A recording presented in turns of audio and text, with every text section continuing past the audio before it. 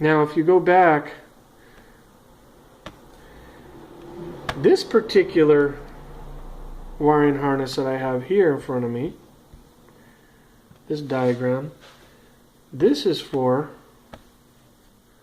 a straight 6, and it's for a 1965.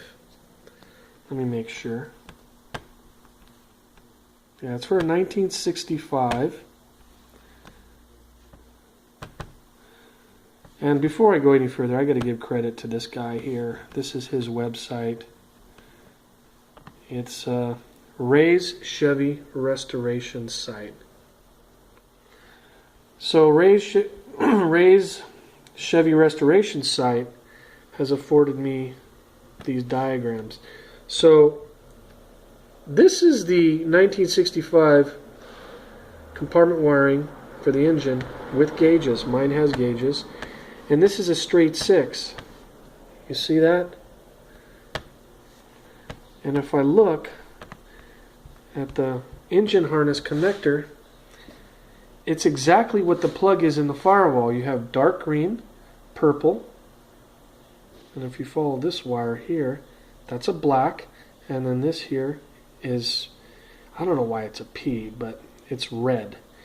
So it looks like that is what this harness is.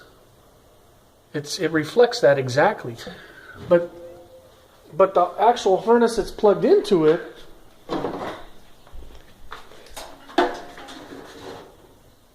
which is this, has 2 extra wires, which is for a 1963 V8 setup. And that's what was plugged in here. So I have to go, or I don't have to go, but I'm going to go with a 1965 harness, use this plug, use these 4 wires here, and then these, if they were in use, they would go to the temperature sensor unit. So I'm going to have to work that out at a later time. And if you look closely, here is the end of that. And it's literally just cut. I mean, so it was plugged in to here and just dangling in the motor compartment. So I had to figure this out, or I'm figuring this out.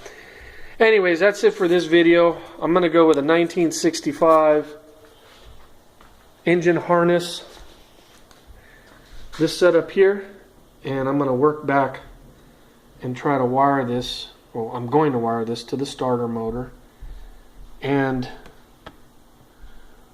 wire it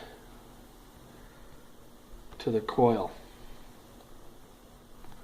So in this particular one, it has a, you see that's Thermo Sensor right there? That says DG, dark green, and if you follow it,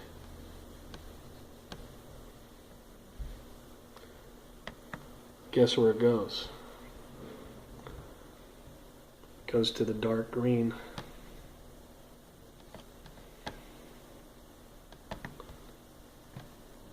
On that insert. So as far as I can tell, the Thermo Sensor, which is a temperature sensor, is this dark green, and these two here I'm going to have to determine at some later time. But even if it is plugged in, the location that it's plugged in here with, right in there, that is not plugging to anything in the actual firewall harness, so it's kind of a dead end there anyway. So that's it for today. I'm going to start cleaning up this wiring harness and move forward, and I'll post videos as I go. Thanks for watching.